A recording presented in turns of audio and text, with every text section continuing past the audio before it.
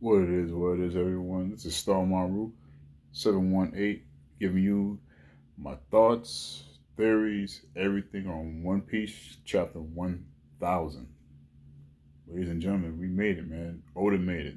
Ichiro Oda, thank you. Thank you, man, for 20 plus years of greatness, entertainment, just a little bit of everything, man. Like, you know, we laughed, we cried, or you know, we you gave us people that we hated, you gave us people that we love.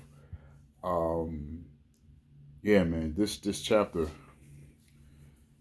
wow, wow. This chapter gave us everything that a fan could want. Except for like what is a One Piece and what the D means, stuff like that. But like this chapter definitely did it for us, man. Uh, going back, I'm not gonna get to the hot big moments of the chapter. I'm just gonna try to focus, try to do piece by piece of the chapter, then get to like the great parts. As you guys can see, like I definitely enjoyed this chapter, like, but because I had to read it, I read it 3 times just to get my ideas and everything just straight. But like I'm all over the place. Let me just get into it.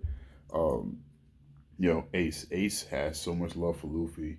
Ace just had like so much hopes and dream.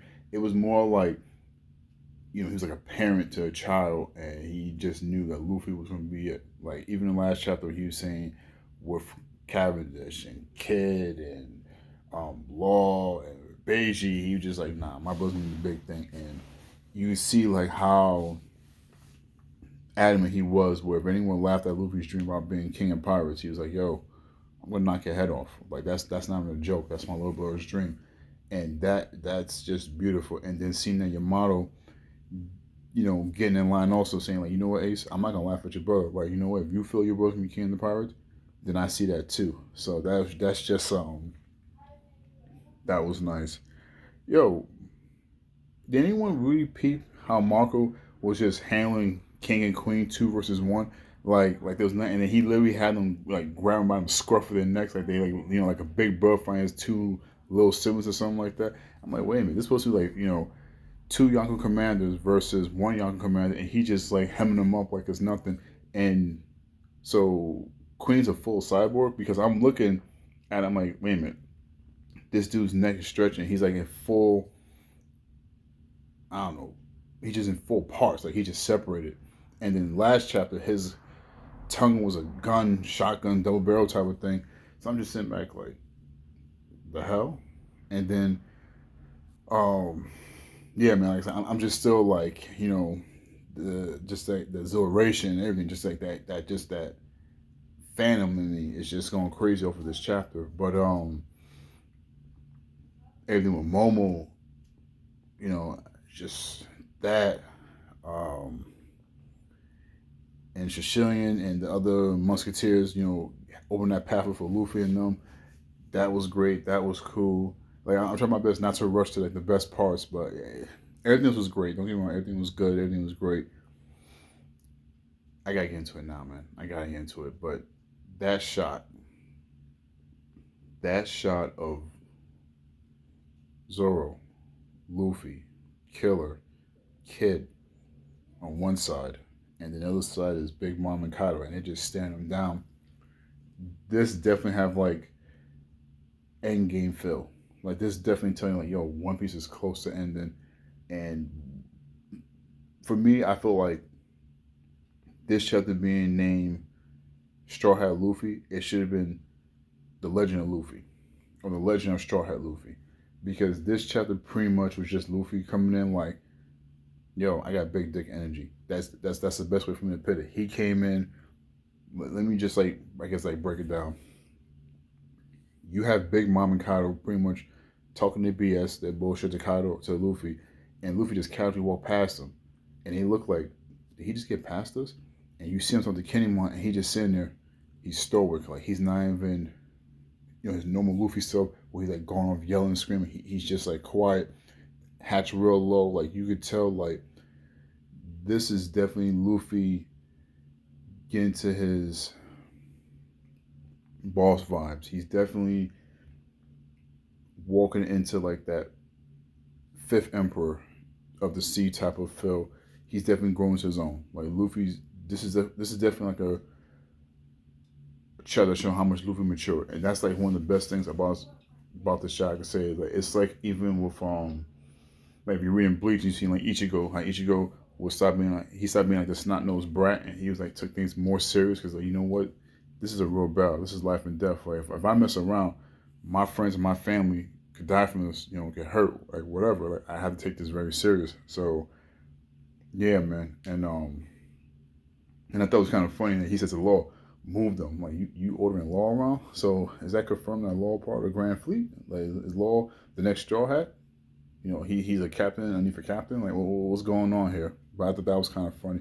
But like I said, just going back to that shot of just like that tone, that side by side, like it's like you know Marvel Civil War. Like this is giving the vibes of final battle because I know Mr. Morge and a few other YouTubers felt that Luffy's gonna lose this battle and it's gonna be like a part two and the fight's gonna happen somewhere else.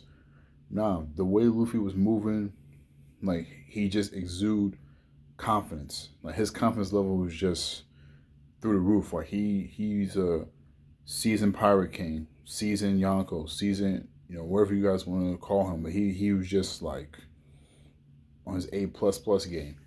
And I kind of felt bad because like talking about that whole shot, you know, Sanji not being there, it's kind of like I'm not with the whole Sanji versus Zoro thing. Like I'm a Zoro fan, don't get me wrong. I love Sanji too. I think Sanji's a great fighter and everything, but I guess Oda feels that everybody has their place. I'm hoping just to give Sanji some redemption. He actually helps Marco. I think Sanji helping Marco against King and Queen will be a nice addition because seeing how Marco helped Zoro get to the roof, and then Sanji's helping Marco now with his situation. I think that'd be kind of cool. Like those two have like their little ties with Marco. So I think like that's what I'm thinking is going to end up happening because I could definitely see Queen versus Sanji, you know, science tech versus science tech type of thing. But Red Rock, man, Luffy did rock that nigga. Yo, that's he rocked the shit out of Kaido. That's and I'm guessing they call it. He's calling it Red Rock because what is it? I think Rock's like a Arabic, like Middle Eastern, like bird of prey, like legendary bird of prey, something like that. And it makes sense because when he did the his first Fire Fist, that's Red Hawk, and a rock's a big bird. So I figured, you know, it's just the evolution. So you know, Luffy's the kind of person, you know, bigger is better. So yeah, I could see like it being that because I'm like, because when I first read it, I'm like Red Rock. Usually you have stuff like named after weapons and animals, and I'm like a rock. Something like maybe that's his way of like meteor. Maybe he's trying to copy Fujitora. So I was like, maybe he was like, but then he just would call it Gum Gum Gum Meteor. But he has something close. No, he don't have that. Do he? No. But then I was like, is it rock like the Arabic, you know, Middle Eastern bird of prey? I was like, oh, maybe it's that. Like, so maybe that was it. But and Big Mom, yo, Big Mom's is funny because she's popping shit to Kyle like, you let him knock you to the ground like that. It's like you didn't get hit with it, man. Like you didn't you didn't see like how much power this man Fist got, but it's crazy how much stronger than Luffy got in his time in Udon. Because if you think about it, if you think about it, he pretty much went full force against Kaido in Gear 4, and I'm not gonna say it damaged Kaido, but it definitely, you know, like scuffed Kaido up. Let's just say that it gave him like scuffs and stuff like that. We don't know like the extent of his damage after this attack, but just seeing Luffy able to send Kaido flying with Gear Third, that tells you how much physically strong he got. Because like even though we know he had a Rio and everything to this attack, I think because of his time in Udon, him having the sea prism cuffs on, and him physically training like his body instead of his devil fruit, I think that strength was added and implemented into his overall I guess destructive power. Because if you remember with forgive me because I guess I got like a million things running through my head, but if you remember with Doflamingo was saying to Luffy, Gear 2 is great because of his speed, but it lacks power. And then Gear 3 is great because it has power but doesn't have speed. Just seeing him speed blitz Kaido in his regular form, right? No Gear 2, and Gear 3 actually landing with a new attack. And even, in matter of fact, even got to give props to Law because Law moved the samurais and he didn't even say room, he didn't say shambles. Luffy literally said, like, Trargar moved them down and pop. They just move. So that just shows you that this worst generation is the best generation. Like, you can definitely see these guys got a lot of potential because even if you think about it with like the old generation with like Whitebeard and Roger and these guys, they were a lot older by the time they got their real notoriety. So I could see like these guys getting their notoriety like the previous generation fairly soon from here. Luffy's only 19, Law's 26. I think Kid's like around the age. I think he's between like 21 and 26. I know Zoro and Sanji's 21, so I believe he's between 21 and 26. But it's just amazes me how like these five kids could, I can't say equal the two Yonkos because they haven't really fought yet, but like they could pretty much stand toe to toe and be confident standing across from them. So it's just like, yeah, like this is very good. I like where this is going. Yeah, man. Like I said, the chapter was very hype. As a fan, I love the chapter, but to give it an honest review, I will give it like a 7.5 out of 8 out of 10. It's a great chapter, good. I don't want to overhype it because, like I said, because you see the moments like the shots, because with Marco, King, Queen, and then the Red Rock, and then the Worst Generation standing across from the Yonkos. So you got like the old Yonkos versus like new Yonkos. We're from two like the new Yonkos, commanders by them. It's yeah, man. Like this chapter had a lot.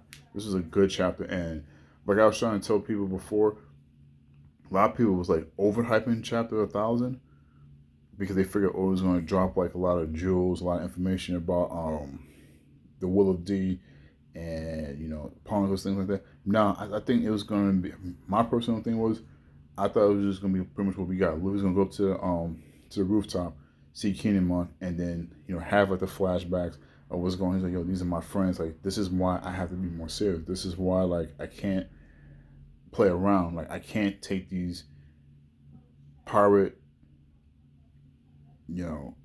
culture as a joke or as a game. Like, I have to step it up. So that's what I was thinking, like how it was gonna be. And this chapter was just definitely that. I think it's gonna start really getting crazy. 1003, because the next two chapters are gonna be like a few exchange of hits, but it's not gonna really like change until I think like 1003 to 5. And it's funny how this chapter was named Strawhat Luffy, and I think the next 4 or 5 chapters after this it's gonna be like Rono Zoro, then it's gonna be Kid, Captain Kid, then Killer, then Law. I think it's gonna be named after the people who's going against Big Mom and Kyle. I think all is gonna showcase more character growth, more strength growth, and he's just gonna show just overall like how much the characters grown and he built them up. Cause like just seeing how like everybody was just like I said, Yamato and Ace and like Momonosuke, everybody talking about Luffy, like pretty much building up Luffy's legend of like who he's going to be in the future. I think it's going to happen to everybody else in the next chapter, and I think and hopefully that does happen. That's going to be like a great redemption for Law, not for Law, for Kid, because a lot of people felt like Kid wasn't really meeting the criteria of being Luffy's rival. I never really consider Law Luffy's rival. I consider him like I said, my boy Marquise, like Whitebeard to Gold Rogers. Like they were pirates, yes, they stole from me to this, that, whatever. But like their end goal didn't really affect the other one. Like Whitebeard wanted his family and Roger wanted the adventure. Their goals didn't really stop the other one, so there wasn't no real rivalry there. And like to me, I consider Gold Rogers' rival more Shiki, because Shiki wanted to be the Pirate King, and Luffy wants to be the Pirate King. Kid wants to be the Pirate King, but Law just want to know the truth. He just want to know, what is this cursed name? Why did my family, my town, my village, my island, went through the I think it's called the White Death. Anyway, so Law just wants the truth. So Law could literally be on Luffy's side and still find the truth. Law could be against Luffy and still find the truth. So to me, like that's why I don't really consider Law like much of a rival to Luffy. He's still, I would still say he's like if Luffy's like the protagonist, Law would be like the anti-hero. Like Kid's an anti-hero too. He's technically he can be considered an anti-hero in some regards, but like I said, I don't I don't see Law as much as of a rival as a lot of people thought of him to be. But this review is 15 minutes plus. I guess I can end it right here. But guys, let me know what you guys think. At the bottom, like, subscribe, comment, send me an email, whatever, text. I don't know, just whatever, man. Just have a conversation about One Piece. Like I said, this chapter was really good, man. Like I said, 7.5, 8 out of 10. Very good stuff. I can't wait to see what Oda does. But, this chapter definitely gives that vibe of like, this is endgame. And it's gonna be a good game, man. So Star Mode 718. I'm out. Everybody be nice, good, happy holidays, everyone, and see you in the next one.